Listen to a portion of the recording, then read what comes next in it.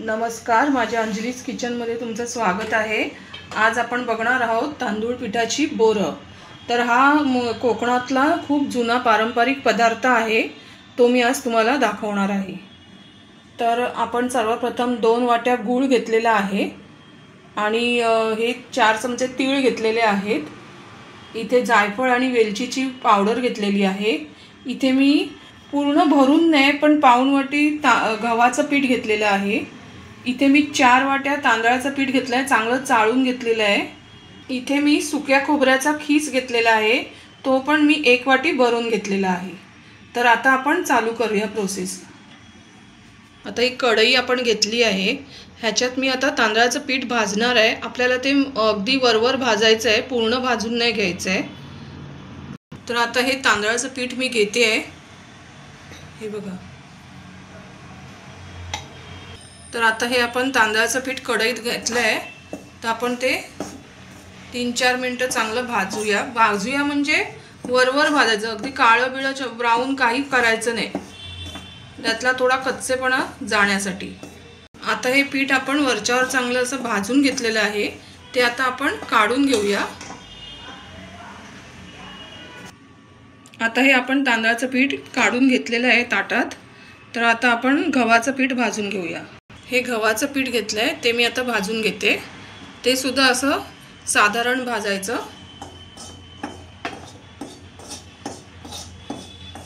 हे बघा, आपलं गव्हाचं पीठ भाजून झालेलं आहे, तर आपण काढून घेऊया। इथे मी आपला गूळ विरघळून जाण्यासाठी इथे मी पाणी घेत आहे। पहिलं मी 1 वाटी घेतलंय, अजून मी एकदा घेते।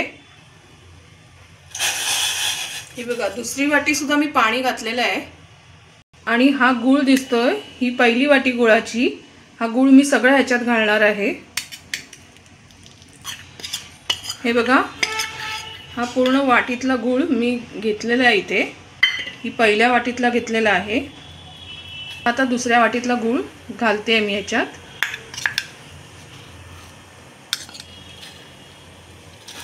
आणि हा गूळ ना फक्त विरघळेपर्यंतच आपण गॅस चालू ठेवायचा, मंद असा, कारण त्याचा आपल्याला पाक नाही करायचा आहे किंवा घट्ट असं काही करायचं नाही आहे। फक्त ह्या पाण्यात तो विरघळून गेला पाहिजे बस, कारण हे गुळाच्या पाण्यानेच आपल्याला पीठ मळायचं आहे। तर हे पाणी आता आपण थंड करत ठेवूया, तोपर्यंत आपण बाकीचा जिन्नस भाजून घेऊया। तांदळाच्या पिठात आपण आता हे गव्हाचं पीठ थोडंसं घेतलेलं आहे। काही जण घेतात गव्हाचं, तर काही जण नाही घेत, पण मी घेते का तर थोडंसं मस्त असं मऊ असे छान होतात, म्हणजे सर्वच वयोगटातील लोक खाऊ शकतात। तर आता ही जायफळ वेलचीची पावडर आहे, ती मी याच्यात घालते। आता हा खोबऱ्याचा खीस आहे, तो मी आता भाजून घेणार आहे। हा आपण खोबऱ्याचा खीस आता छान असा भाजून घेऊया, गुलाबी असा मस्त। हा बघा, आपला खोबऱ्याचा खीस पण मस्त भाजून झालेला आहे, काळा करायचा नाही, छान असा सफेद गुलाबीसर असा ठेवायचा। आता हा खोबऱ्याचा खीस आपण काढून घेऊया। आता आपण हे 4 चमचे तीळ घेतले, ते आपण घेऊन भाजूया। आपण हे तीळ पण पटापट भाजून घेऊया, कारण हे ना लगेच तडतडतात आणि उडतात, त्याच्यामुळे पटकन भाजायचे। आणि आता पटकन काढून घेऊया। आता हे तीळ आपण काढून घेऊया। बघा, हे आपण तीळ सगळे काढून घेतलेले आहेत। हे मी तूप आता तापवत ठेवलं आहे, तुम्हाला तेल पाहिजे तर तेल पण तापवू शकता। ह्याचं आपण मोहन घालणार आहोत। हे आता सगळं आपण मिक्स करून घेऊया पिठात। जेवढं जिन्नस या तांदळाच्या पिठात घातलं आहे ते चांगलं मिक्स करून घ्यायचं। आता थोडंसं अगदी चिमूटभर मीठ टाकायचं, कारण गोड पदार्थाला मीठ हे लागतंच, थोडंसं तरी टाकायचं आणि चांगलं मिक्स करून घ्यायचं। आता आपण हे गरम तूप करून घेतलेलं आहे, ते मोहन आता मी घालते। आता मोहन तुपाचं घातलं आहे, ते चांगलं आपण मिक्स करून घेऊया परत। तर आपलं हे आपण सर्व जिन्नस पिठात मिक्स केलेलं आहे। आता हे गुळाचं पाणी आहे, हे बघा, हे गुळाचं पाणी आपण थोडं थोडं करून ह्याच्यात घेणार आहोत। आधी आपण थोडं थोडं टाकून पीठ मळून घ्यायचं। तर आधी मी थोडं थोडं घेणार आहे।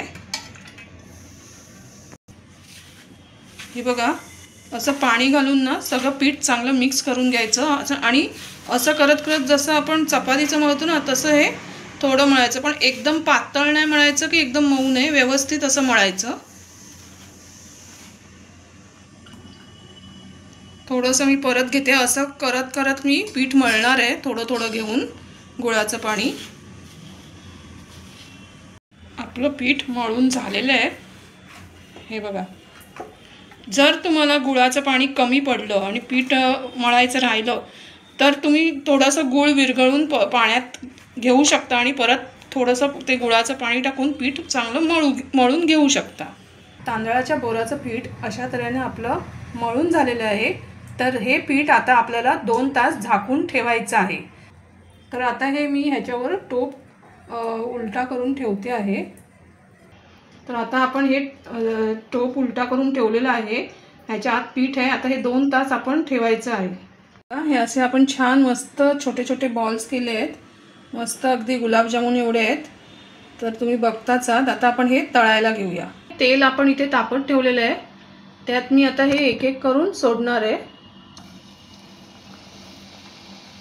मीडियम फ्लेम ठेवली आहे आणि आपण हे हळूहळू चांगले तळून घ्यायचे. का तर ते आतून पण चांगले शिजले पाहिजे, कारण वरून नुसते लाल झाले उपयोग नाही. म्हणून मीडियम फ्लेमवर चांगले असे परतत राहायचे आणि मग काढायचे. हे बघा, आपला किती छोटे टाकलेले आणि हे बघा किती मस्त मोठे असे गुलाबजामुन सारखे झालेले आहेत. मस्त फुगून वर येत आहेत. 2 तास ठेवलेलं मी पीठ आणि खूप मस्त केवढेशे होते आणि केवढे मस्त फुगले आहेत बघा. हे बघा, हे आपले आता बोरं आहेत. ही आपण काढून घेऊया. हे सेकंड टाइम मी घालते आपली तांदळाची गोड बोरं बघा, आणि खूप छान लागतात. हाताला सुद्धा हे बघा मऊ आहे, इतकी मस्त झाली आहेत.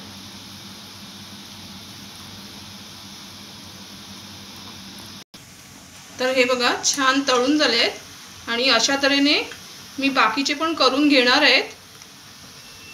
तर आता हे आपण काढूया.